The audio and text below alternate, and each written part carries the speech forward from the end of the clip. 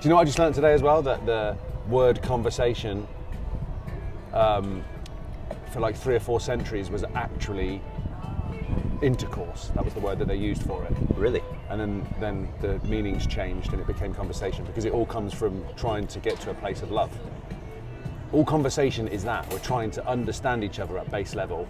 So it must be and con be understood. with versare. Yeah. Whatever versare's root word is, vers, the verse. So we have to have something with verse. Don't know what the root is. Yeah. Interesting. So it went from intimacy to... Well, if you think about what you're doing when you're really truly making love as well with your partner, you're having a conversation with their body, I guess. My brother's right? a salesperson of the year. Yeah. May I please Let's have some combos, conversation girls. with your body? Oh yeah, that sounds great. Yeah. Yes. Well, it all starts there too, doesn't it? Can I Think have a about it. conversation You're never with going to your be able to. body? It's not like you get to the point of making love to somebody without having some conversation first. And then the height of that, It the just best continues. conversation you can have is when you're physically making love. And Conversation also, is- you're having conversation with each other's mouths, aren't you? Conversation has different forms. Why just corner conversation into speaking? Could be with the body. Precisely. Could be with everything. Yeah. With the brain. Yeah. With the mind. Good conversation turns you on, doesn't it? It depends on what you're looking for, but yes. Yes, absolutely. If you wanted to date someone, conversation is key. It could also lead the other way, though. You know? But then- Conversation can cause a lot of problems. Bro, yeah, it could. I have a couple of friends that they just want their partner to just be quiet, not talk too much. Because the moment they That's my open their mum mouth, and they dad get right now annoyed. as well. Yeah, just be quiet. Well, my dad wants quiet, peace and quiet. My mum's constantly saying something. Niall speaks very little. My mom speaks a lot. So sometimes my mom wants him to speak more. Yeah. But it's just not his thing to speak a lot. Yeah. And sometimes someone speaks too much. I remember my dad, he used to speak a lot. With my mom was like, he speaks so much. It's like, So one whichever partner or one. the other is leading those conversations.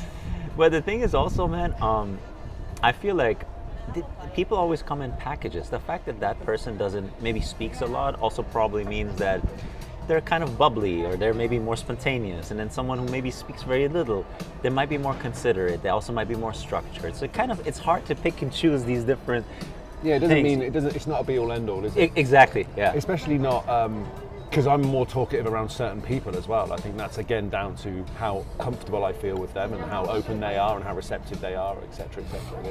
It all adds up. Some people I feel like I'm more kind of, I'll be careful what I say here. But again, I'm trying Why? to be, Well, some people feel well, that. it just is the way it is. Sometimes I'm more in my head, or sometimes I'm like more conscious of what I'm saying, and I feel like I've got to deliver some. It's got to be. I don't know. You just feel that way. Sometimes you're like.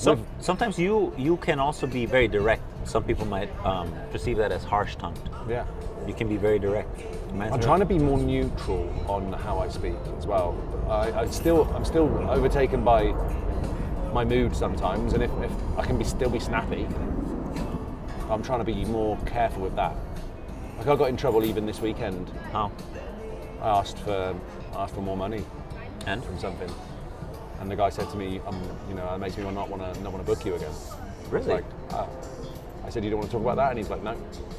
And I was just like, oh, okay. Interesting. And then I'm like, okay, I need to apologise because I don't want that to come across the wrong way. And I think certainly when it comes to asking for money or an increase in pay, like, for one, I want to be able to approach that in a more professional manner. And two, I think really what it comes down to is me showing how I can bring the company more value. Mm-hmm. And then that wouldn't be a conversation that I'd need to ask for. It would be one that would be brought to me. Mm-hmm. That goes against what a lot of people say, including Dr. Peterson, including like people like Hormozy, where they're like, you should demand your price. Do you mind sharing what happened, or you don't want to talk about it? No, I'm okay sharing So it. what It's just how not- did you ask? What happened? I asked over a text message, would you consider, I think also the way I ask it as well, Mm-hmm. it comes down to that. But I just said, would you consider bringing my fee up? I feel like I've brought or shown over the past 2 years what I can do or what I'm bringing to the company.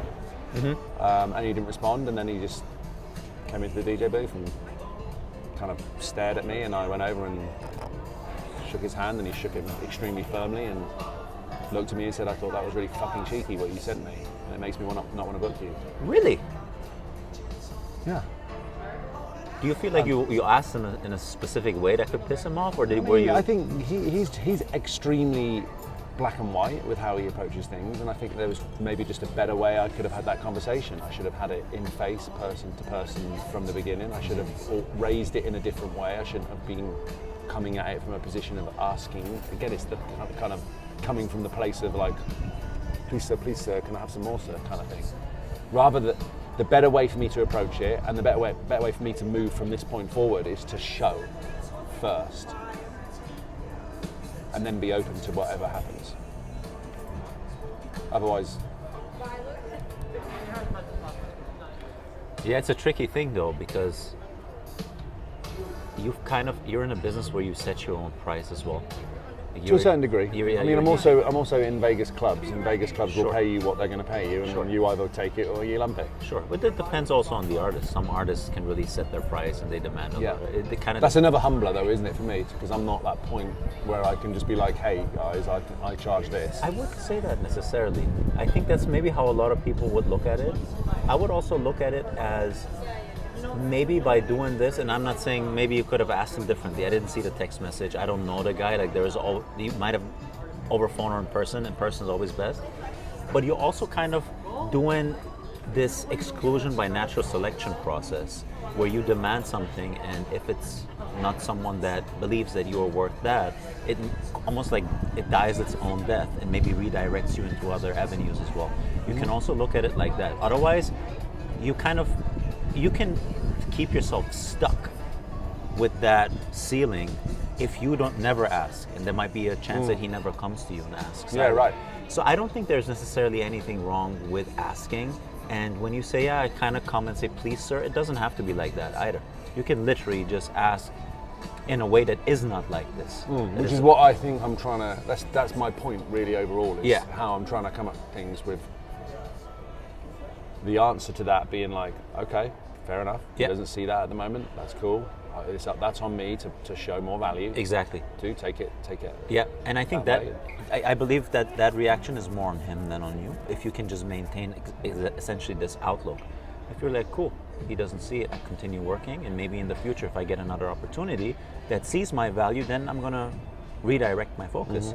But it's also part of you, like you said, how much are you gonna invest in your progression and in your abilities to sort of be able to demand this wherever else you go, or maybe with this guy.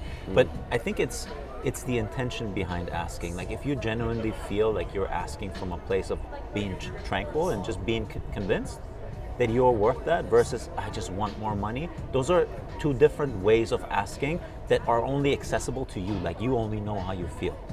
I think that feeling you put behind the asking is even more important than the message or the intention, or the way of asking. So if you can do this, and then this outcome essentially keeping you just neutral, not like, oh my God, I messed up, like just keeping you neutral and just keep investing and calmly pushing forward. I think then essentially asking this was actually a good lesson for you.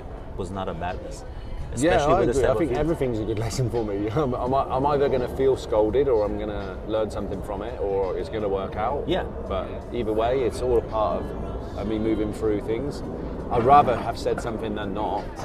That's what I'm saying. And I did say it. Yes. So otherwise, maybe I could have said it in a way which came across better. I don't know. Was more professional. Did not offend, or wasn't as ignorant, or wasn't as inappropriate, or whatever the words are. But that's speculation. You could have exactly. I try not to be thinking about that for too long. You may have like whatever. You may have asked them in person in the most polite and gentle way, and you might have had the same response. That's what I'm saying. Like, that reaction, assuming you didn't say anything harsh, is kind of on him. Like, that type of reaction seems a little bit over the top. Like, yeah, I asked for more money because I bring in these people. I've done this for so long, and this is typically the price I demand. And so if he reacts that way, that's kind of like he may have to figure out why he's reacting like this. But if you don't ask, you're keeping yourself in that realm of certainty and safety, but also you rid yourself of the ability to progress. Like asking a question like that always has a little bit of maybe fear, doubt, insecurity, uncertainty involved with it. But as we know, if it feels like you're doing it from the right place with the right intention and from a place of need, from a place of conviction rather than need, then it's always going to be a learning lesson, because you're going to put yourself up for a feedback mechanism. Otherwise, you rid yourself of a feedback mechanism, and without that, it's essentially impossible to expand. That expansion needs this sending signal, getting feedback, moving on. That's just what life is, right? Yeah. So, but I assume you're still going to work with them just at that rate. Yeah, just at the same rate. Because it could have been like, bro, we don't want to play with you anymore. Yeah, I'm hoping it's still going to be all right. I sent a message this morning as well, just saying that, fair enough. Yep. I know this is on me to show you, rather than asking first. There you go, leave it at that. Exactly. And I always think that, what's the worst that could happen in this scenario? They stop booking me? Yeah, that's literally the worst. You lose that work. Don't you think that in order for you to move towards that desired end goal of yours and to be psychologically and mentally free, you will always have to accept that risk with anything it is you do? Fact. Even in a relationship, if it's something that bothers you, you say, you speak about it, again, in a polite way with the right intention, not from a place of hate or resentment, but literally from a place of neutrality as much as possible. But again, that could lead to the same outcome. So true. You've got to and it's all about being okay with expressing how you feel. I had this in another meeting recently as well, where, at the end of it's awkward during that talk, but at the end of it, it's like, I'm glad we were able to be honest with each other here. And it's just to get to a place of understanding, like, this is how I feel, this is why I feel this way. And it allows that person to understand you better and be able to then, well, I believe, reduce the amount of friction in a relationship because things are clearer. Yes. And increase the connection, the closeness of what you can achieve, because you better understand the other person then. And where they come from and why they think that way. And therefore, if you're a good person in that relationship, you can be more considerate and more thoughtful and more able to lift each other up moving forwards. But it's hard in the moment to say those things. Of course. Because you don't want to be a burden, or you don't want to be this or that or the other. Yeah, and you want to be liked, you don't want to be disliked. Yeah. So every time you break from a pre-existing relationship pattern and relationship dynamic, most of the time you don't want to ruffle it, right? Yeah. But the problem with that is, if you're not able to ruffle it, you also can't increase the level of trust you have between each other. You can't, because then things just remain the same. In order for trust to be established or strengthened, new environments need to be taken place. So if you're not able to voice your concern in any type of relationship, essentially you're going to over time build resentment, because you feel like you can't tell that person that. But by telling that person that, and by them reciprocating, accepting, listening, trying to work it out with you, you have trust in speaking to these people about whatever it is that is currently going on within you. And that's any relationship that works out romantically or non-romantically. That's always a prerequisite, because in any relationship, we as individuals change. We change from any given moment in time. Our cells are renewing themselves. To you as a person, psychologically, you're changing. Everyone is changing. So if you cannot change dynamically with your partner, because that relationship needs to change as you change. If you're a changing variable, that thread that connects you to that other link, it needs to be reevaluated and it needs to be reformed in order for that relationship to maintain. Otherwise, you're moving in this direction and this link is going to fall apart. So any relationship that's going to work out between two people is in a relationship that allows people to expand. But that expansion in itself needs that trust between the people in order to communicate that. How do you apply that with your spiritual relationship? Are you finding that you're always saying, like, how do you apply that in your relationship with God, for example? When in my relationship with God, in terms of, can you bring an example? Well, like, You're not always saying thank you, thank you, thank you. This is amazing. Sometimes you're saying I'm not happy with where I'm at. Sometimes you're saying, well, why this? Yes. And you're doing that in your relationship with your father, but you're also doing that in your relationship with your heavenly Father. Yes, you do. And I think the older I got, the more I came to the conclusion that there is going to be parts of myself that I'm not happy with. And what happened, at least to me a lot of times, was those parts of myself that I wasn't happy with, I tried to put them on the back of my head. I was almost trying to neglect them. So for example, that part that still gets egotistical, that still gets selfish, that part of me that I had a lot when I was younger, that part is still a part of me. It's only that I've managed that part and that I'm aware of it. But that part still comes up. So very easily, I could just try to mute that part of myself and just pretend like it doesn't exist. But that pretension comes from a place of fear. The real courage is acknowledging that exists, allowing it to be there without fearing that you're reverting back to that version of yourself. So that's my negotiation with God. It's like knowing that having that faith into the Heavenly Father or to the Heavenly Father also means I have faith that those parts of me that are part of me that They don't have to control you. that are not as active anymore as they used to be, but are still there, that I can invite them in and look at them without fearing that I'm reverting back to that person. Yeah. That's a good point.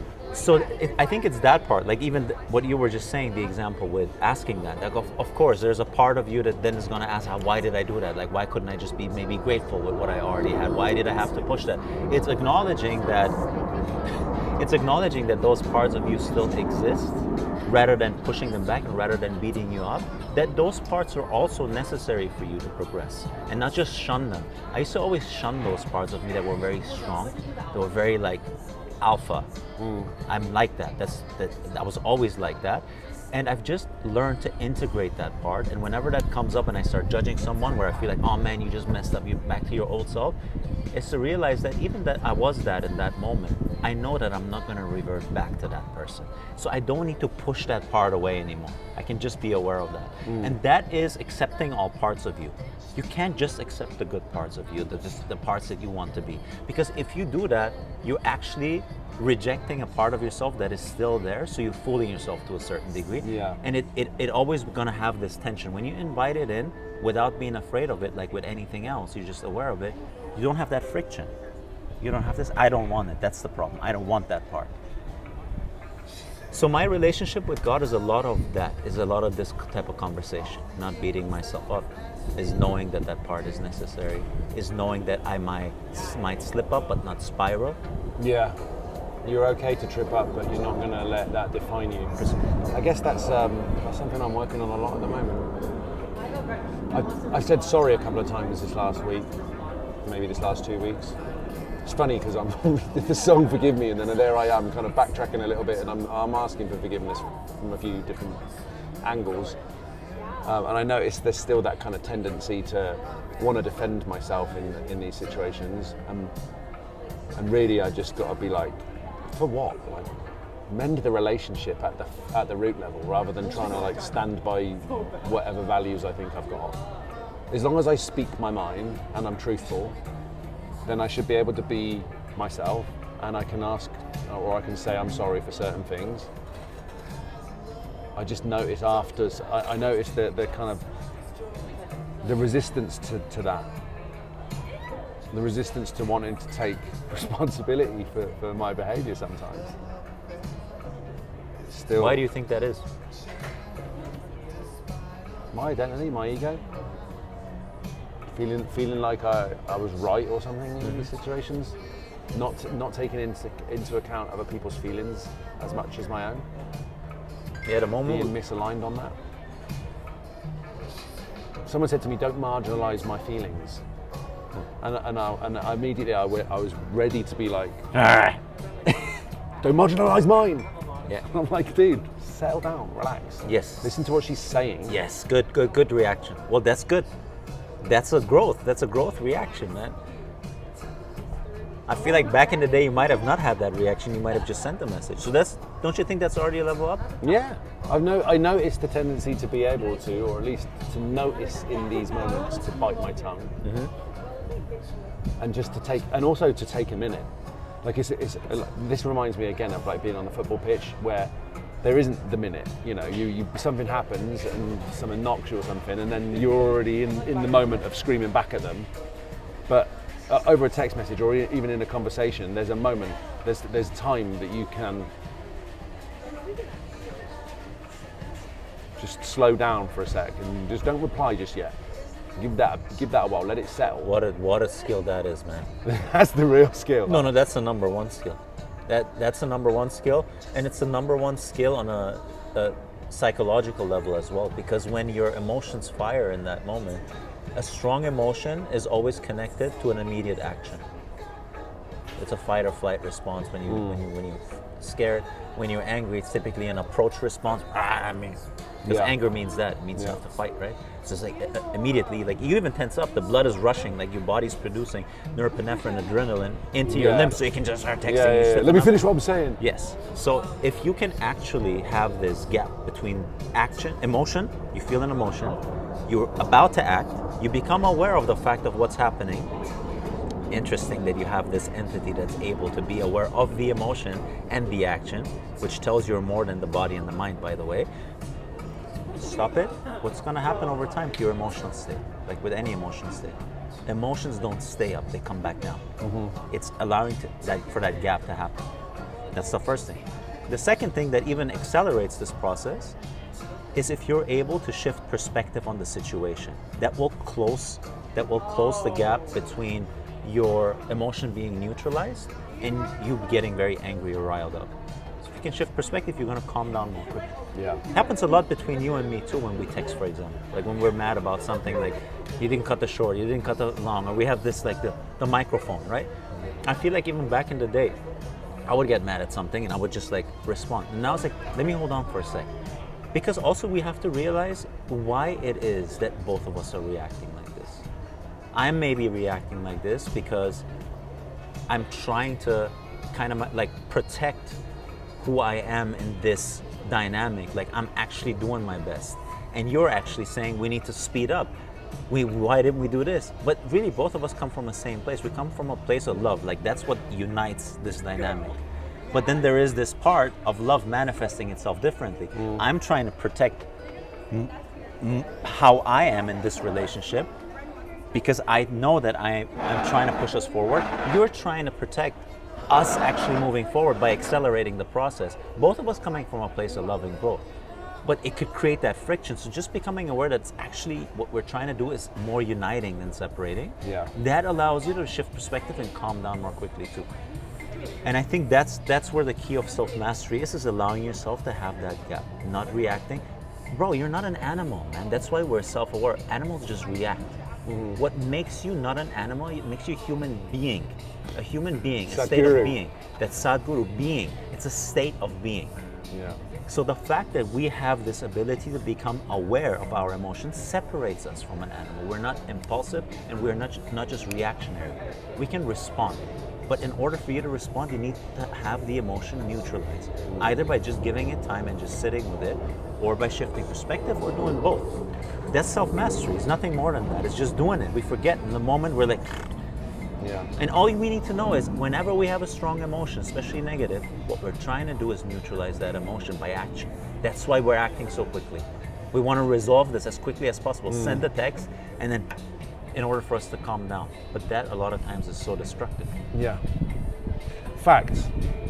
And honestly, sending the text is probably the worst way to do anything. We really need to just not be sending texts when we're having conversations. You got to go and be with that person. You got to speak to them. I think I hide a lot behind texts because I hide behind words because I'm good with words. But really, really, you just need to speak to them directly. Like you need to get on the phone, and even that is like I want to think through what I'm saying first. Yeah. And I want to reread it and reread it. And I'm good. Like I'm hiding behind something, though, aren't I? If I'm doing that. Yeah. It's always got to be done in person. You could do FaceTime too if you can't do it in person, but you do lose a lot of. The closer you can get the conversation to in real life, though, IRL, the better. Yes, yeah. The quicker you'll be able to find commonplace. I mean, think about the fact that people get road rage when they're in a car. People, when they're in their car getting mad at other people, get way more mad and say way worse things and honk way more than if the car was removed and those people would be in front of each other. Mm-hmm. The ability to have strong conflict is raised the more separation physically exists between two people. Yeah. Because it acts as a shelter, as a place of protection from which you can just throw and throw and throw. Yeah, I think that's what the governments and politics behind conflicting ideologies that creates the wars that we're able to know about are not led by, you know, the leader of that country. They're getting other people to do it for them. Like, you go have that conversation. Absolutely. And then sending them in there, text message them to go over and do the things. I mean, just look at even the top politicians. Whenever they meet for anything important, they meet in person. Whenever you're in person, your chance of finding an agreement is increased. Whenever you're in person and you're doing something simultaneously, your likelihood of finding an agreement further increases. There's been a study where I think it was a sales study, where they had people walking in pairs while they were discussing a negotiation, and they were way more likely to find an agreement when they were doing this together. Like, they were just walking. You're doing the action that is similar between both of you. So what this creates, it creates a sense of unity. A sense of symmetry as well. Symmetry, exactly. So us, like, speaking with a coffee, if we had a conflict now, we would speak about it. This would be very different to us speaking on the phone or text messaging. There's too much separation and absence of parallel being as opposed to this. Dude, that's so true. And that's it's kind of like a good thing to know, even in relationships and stuff, the important things to discuss. But dude, when you get that text, we need to talk, your stomach's in knots. Yeah. Luckily that hasn't happened. But what do we need to talk about? Yeah. You kind of want to get some context first. Can you send me the subject line? Yeah. Yes, and even that reaction it goes right into your stomach, that fear response, like. That's because we're not. I guess we're not used to talking. Like we're able to speak and we have communication, but we so rarely use it. Yes. Or at least we so rarely use it effectively. I've always said that good relationship in any context is down to effective communication. And that's not just the ability to use words well. That's being able to understand each other, which comes from listening, essentially. Just sitting and listening to your partner in whatever context. Business, relationship, love, friendship. You gotta be a great listener, and women tend to be better at that. Yes. We've got a lot to learn from them. Yeah, I mean, I think we can learn so much from everyone. I learn a lot from my friends. I learn a lot from even my mom, even my dad, bro. Like, I always used to think that I know everything. I'm like, why do they look at it this way? This is so old-fashioned. They're not getting it. Like, they're so trapped in reacting to how the world treats them. Like, why don't they get it? But dude, there's like, if you start looking at the way like that, in every person and situation, you will see separation. That's something that I'm trying to become more aware of, that in every situation you can also, if you can find tranquility within the situation, you can find unity with the situation or person. Because ultimately we all act upon self-preservation, which stems from a place of love, man. Like, if you can see that any person reacts and acts from that place, that's the thing that unites you with them.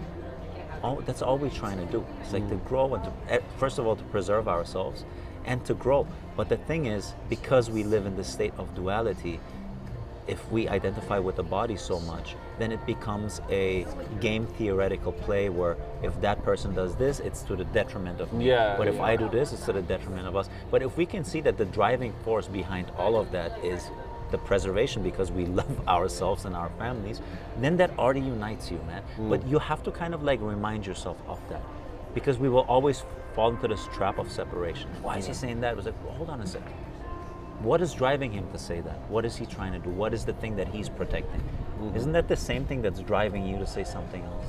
It just manifests itself differently, it's the same energy. Yeah. The reason I'm saying this is it allows you to get a grip on the situation. Otherwise, you're going to live in a world where the dominant action on your end is judgment. Everything is going to be judged because you see distinction. I know this is another truth as well. From this week, I've been noticing that. Told my mum this actually. By the way, I love that you bring in all these examples because I sometimes talk abstractly and I have examples in my head, but I don't bring them. So Okay. you're like, this reminds me of this week I did this. So this is good. Well, specifically this week, in the Bible app, it's talking about Bethlehem. Jerusalem. Jerusalem being like Jesus foresaw the destruction of Jerusalem, and he has compassion for the city. And I'm thinking, I'm in Las Vegas, and I'm thinking about how amazing city like my church is, and how I feel about what they're able to do and what the purity of their vision towards bringing light to the city of sin, and I'm like, I notice in myself that I need to be more in love with the city, because a lot of people are like, well, certainly there's the view of what Vegas is like, which to some degree is true, but there's also a lot of good to be found in this city. And I know that the things that bother me, that I see other people doing, is the place that I've been in before. You know, if I see somebody pulling out a vape or getting drunk or wasted or whatever, like, that's the thing that brought me to this city in the first place. Yeah. This excitement for the desire of the nightclub and this, that, and the party and the adventure and what's going to come next. So, but I still notice that judge coming out of me. That judge comes up. Same with me. When I see some people doing some stuff, and then I'm like, oh, you know, this, that, I'm fucking holier than thou if I'm doing that. It's Yes. ridiculous. I've got to cap that. Yes. And to have that kind of, I just screenshot it. I'm screenshotting things all the time as like a way for me to remember certain parts of things that I need to kind of keep coming back to, like photographic memory part of me or something. But this is the part where I'm like, it's super important to become aware of it without beating yourself up. Because that's the difference. Because when this comes up and I feel like I'm judging someone specifically for that, like drinking, partying, everything that I used to do myself, right? But now I'm not doing it anymore, so it's very easy to look at it as the eye of judgment, right? And then when that happens, it's also very easy to beat yourself up. Man, you're supposed to be a better version of yourself now, and you're still judging. It's not really working, your self-development. Like that could easily, that voice can come up too, right? Or what could happen is that you realize that there is still a part of you that judges. That part of you that judges is also there for preservation and love, because it's trying to protect you from falling back into that state. Yeah. And it's the fear of you falling back into that state that makes you judge them. So you create that separation between what they do and who you are, because you are afraid. So you have to be aware that that's a fear. What you're trying to do is separate that part of yourself. That brings us back to what we spoke about earlier. It's the moment you can look at that and realize that you're judging because there's a part of you that still exists inside of you that you're afraid to invite in because you think it might put you back to where you were. We had this conversation when we were over here about me saying I'm scared of that bit of myself. Yeah. And that in that moment, you integrating that part. That's what accepting you fully and loving yourself fully really means. It's not shunning that part, acknowledging that when you shun it, it's from fear. You have to know that, you have to understand, and you have to be honest with yourself to understand that. Because you have to have a conversation internally with yourself. It's like, why am I doing this? Yeah, there's part of me that still doubts whether I'm stable at where I'm at or whether I'm going to revert back to that state. Yeah. The moment I flirt with that again, maybe it brings me back to being the F-boy in the club. So let me just judge them, so it creates that separation of where I'm at and where they are. The moment you become aware of that, that entity loses its power over you. Yeah. I've got to get better at observing it and accepting it. Because that's like the integrating of the shadow thing. I can't pretend I don't have it, and I can't act like it's not a part of me, because it is. It's just, again, that it doesn't need to be something that defines me. It just needs to be something that I'm like able to see rise, notice it, and then just be like, okay, that's a feeling, that's an emotion I'm seeing rise. That's a part of me that I know is still hurting, or it's like a scar, it's a reminder of something that I've had. It's there. But you don't have to cut it back open again. It's okay to be there. Yeah. The problem is The you're point not okay is, of it being yes, there. that's the point. That's the isn't it? problem. The point is that I've got to be okay with it being Yes. there, because that's the lesson. And that's the lesson, and that's kind of the regular progression when you try to improve who you are. And when I say improve, what I mean by that is changing the things about yourself that you want to change. And that's just part of the process that everyone is going to go through. There is that part of judgment, and it's understanding that that part of judgment is that little bit of doubt that is within you, even though you've changed, because there is that version that you could always revert back to. And to understand that the next step up from that is realizing that, acknowledging that, and knowing that even when you judge those people or you look at them with those eyes, it is okay, because you're not going to revert back to it. The moment you do that, you actually detach from that attachment of having to be that one thing without having to be the other person. Yeah. It's Otherwise, otherwise I'm dividing myself. Yes, exactly. And it's in Hinduism, the attachment to anything is a sin. So in this case, it's an attachment to a new identity. An attachment to this identity of I'm not that anymore is also an attachment.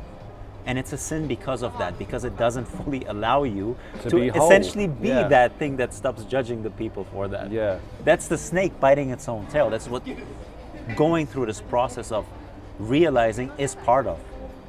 And then it's going, once you're on that path, it will fall into place on its own. All you have to do is be aware of it. Be honest with yourself and be aware of it. Yeah. Dude, I'm just doing an Oski over here. I'm just like fiddling. Let me check if this is, I want to make sure. Yeah, still recording. Can you check if this Yeah, I is, think it's still recording. just to make sure, bro. Yeah, it's still going. Good. And microphone's on? That microphone is, are you speaking? Yes. Am I speaking? Yeah. Good. It's a little bit low. Yours is a little bit low. Okay. But, if I'm being honest, I'll probably have to pump your volume a little bit. You just want to put it up a bit closer to your mouth. Okay. Bro, I'm so afraid of touching anything here, man. Treating this with silk gloves. Yeah.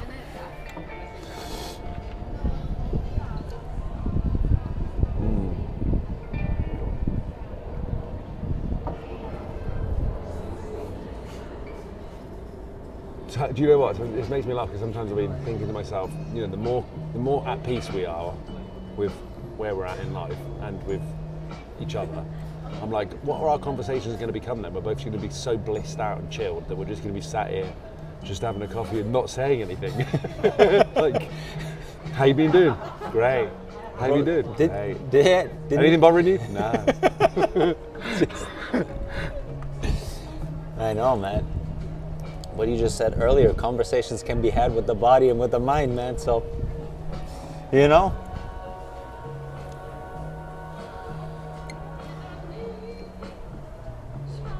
Because the beautiful part of being in the observer state is that you can just, you know, watch people watch the mirror of the universe just interacting with itself. Yeah. And that's easiest to do, certainly in a place like Vegas, by just people watching. Like, if you're in such a good place internally that you can just enjoy that moment of just being sat somewhere watching the movie of what's going on. Yeah. If your mind is empty, you see reality as it is. The moment you're not, your mind isn't empty and you have all these thoughts and all these reflections in there, what you're doing is looking at the present moment based on your memory of the past. And then it doesn't stop there, because you're projecting the present moment that you define based on the memory of the past into the future. And then you get stressed out, you get anxious, you get this and that. So the advantage of being tranquil is you can actually see reality as it is. Yeah. That's one of my favorite things to do. I think you get that when you're looking at a beautiful bit of landscapage. But it's nice to have that in moments with people. It's nice to have that when I'm certainly getting that, and I actually am missing being in the kids ministry, because you can't not be present in that situation, because there's like, they need attention, and they're running around and stuff's going on, and that hour just goes like that. But there's so much beauty in that, there's so much joy in it. I just got asked to do to DJ for a special needs prom, and I probably took about a minute to make that decision of whether I could do it or not. I looked up like on my calendar what was happening that day, and I have a song coming out that day, and it was during the day as well. I didn't have anything else going on. It was on Wednesday or something, like Thursday or Wednesday. So I just messaged back and I was like, yep, I'll do it. Didn't think about any of the other things that might be associated with that, other than I haven't got the music for that. Like, the music that I play is definitely not going to be for appropriate. And then the pastor responded saying like, oh, what? Like, that quick? And I'm like, yeah, I guess. Like, I didn't need much more information. I felt like it was the right thing to do. Sometimes it just feels like, yeah, you got to. This is a calling. Like, my dad would call it a calling. I didn't need any convincing on that. But then, like, some things I need major convincing on. But that one was just like, I felt like that's the move. I want to engage that more often in myself. Every time I agreed to do something which doesn't involve me requiring anything in return for it, immediately I feel good for that. And then I always saying in my head, this is what you're supposed to do. All of this, when I'm, all of the stuff that I say about life is forgiving. Like, I still find it hard though. In that moment, I'm like, well, what do I get out of it? Dude, it's so annoying to myself. Yeah. Dude, what you get from it is that's that, okay? Now just do it. Stop requiring there to be some kind of exchange or transaction for it. Just do it. And I think back to all of the best things that happened to me in my life, and none of them happened from me asking for something in return for it. They all happened because I did it out of the love of my heart, or I did it out of, I'm excited to do that, or I did it out of the childish nature of being like excitable, my baseline emotion. And when I do things like that, naturally I do it well, because people are buzzing off the energy of somebody who likes to do what they do. Exactly. Yeah, that's it. When you identify with what it is you're doing, rather than expect an outcome out of it, that's exactly what it is. It's ridding your action of expectation. When you have expectation involved in action, it becomes transactional. Yeah, and I'm so transactional. I got to stop being. Oh, all of us are. That's the process of realizing who you actually are. The more you identify with the body, the more transactional you will be. I realize that. I read it in a bunch of places, but it's actually so true. You just have to observe yourself. The more you think of yourself as a finite being, the more life needs to be transactional. Because if you are finite, the accumulation of resources is going to allow you to extend that lifetime and live a more non-anxious life. So everything you're going to do is going to be accumulating more resources that allow you to survive. But if you're something that was never born and never dies, life can become non-transactional. That's what Hinduism teaches, essentially, in a nutshell. It's like, if you can just do something because you're identified with it, not for expectation, then you found the key to life, essentially. And you just said that. Everything you did out of love was not out of expectation. It was because you loved what it was you're doing. You didn't even think about what comes out of that. But what came out of that was so much more than anything you've tried to do transactionally, which is the funny part. I know, yeah. I get stuck in the loop of transactional thinking. If I do this, then that. And I just got to release that. Yes. And that release, if you think about, like, if you actually observe yourself in every moment, even right now, if you observe yourself about thinking or speaking, there's going to be a part of you, it almost feels like for me, it feels like a thread that creates a certain level of tension. The moment I become aware of that thing that is outcome based, it's an energy. You can actually feel that. You don't just have to say. You're going to feel something. You're going to try. Right now, maybe I might try to get my point across. That's the goal. So there's going to be. That's often the one for me. Yes. So there is a pull there. But if you become aware of, just say what you have to say. Forget about how it's perceived and whether you're speaking well or not. There's going to be a release in there. That release is ridding yourself of expectation and outcome, and allows you to identify with what it is you're doing, because now you're coming from a place of more tranquility and less tension. And if you do that with everything in your life, day to day, essentially you are a guru. That's what those guys in the mountains do. But it's becoming aware of that. You can feel it. Once you feel it, you lean into that sense of releasing, which you always talk about, surrender. That's your thing. That's really what surrender is. Yeah. When am I going to listen to myself? It's always easier to teach. It's always difficult to apply, man. When I was watching that Patrick Bet-David Sadhguru talk, this is epic. Epic, bro. Epic. Epic that he's so like, yeah, but it's got to be. What are the 3 points? So, yeah, that cracked me up, that one. If you would have, narrow it down to the top 3, what are the hook points? And he's just like, he's just chilling with his glasses on. What is the role of men in this world? Like, what is a good man supposed to do? He's so calm and nonchalant with his responses. It makes it feel like, oh yeah. He kind of just shrugs it off a little bit, doesn't he? Can you see who is more identified with the body versus who is more identified? So you see how interesting that is? If you're so identified with the body and the mind, you have to know everything. Mm-hmm. Everything is going to be intellectual. What are the 3 points? What can I implement in my life to make more money? 3 points. The fact you see, like, but this is so. And then Sadhguru, he was trying so hard for him to get it, bro. He was then trying it with jokes, which actually worked. Funny enough, the jokes were the thing where Patrick Bet-David seemed to get it a little bit more. But he because I think they bypassed his rationale. Yes. Yeah, exactly. It's exactly true. And it was so difficult for him to grasp that he's talking from a place that is beyond what his identification of self is. Because he's so hyper-identified with his physical vessel in his brain that Sadhguru is speaking different language. If I speak now in a different... الان صحبت کنم فارسی باهات نمیفهمی. You're not going to understand what I'm saying. It's just words to you. It's the same thing. It's different. When people say frequencies, different frequencies. Yeah. But it was still a very interesting conversation, and I like the fact that he brought him on, because ultimately for anyone, bro, it's like once you hear that, you can't unhear that. What it does to you is a different thing. But with everything, it's going to be planting a small seed inside of you. What you do with that seed and how much you water it is a different thing, but now it's there. Now, if you want to water it, you're going to water it. But it was super, super cool to see that crossover of a hyper-successful business person that is religious, but not spiritual in the sense of Sadhguru, and someone who has de-identified with the body and the mind, and just is, which is the path of Hinduism, come together.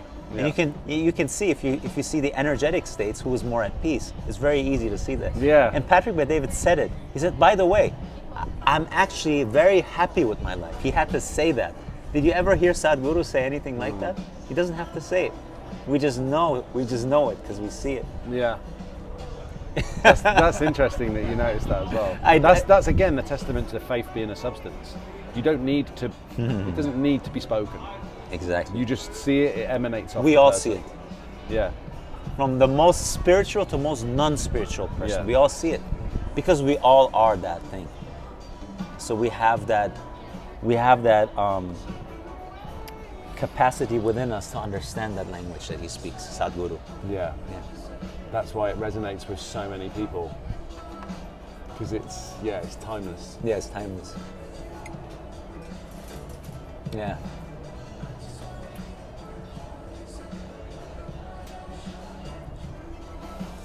Epic, bro.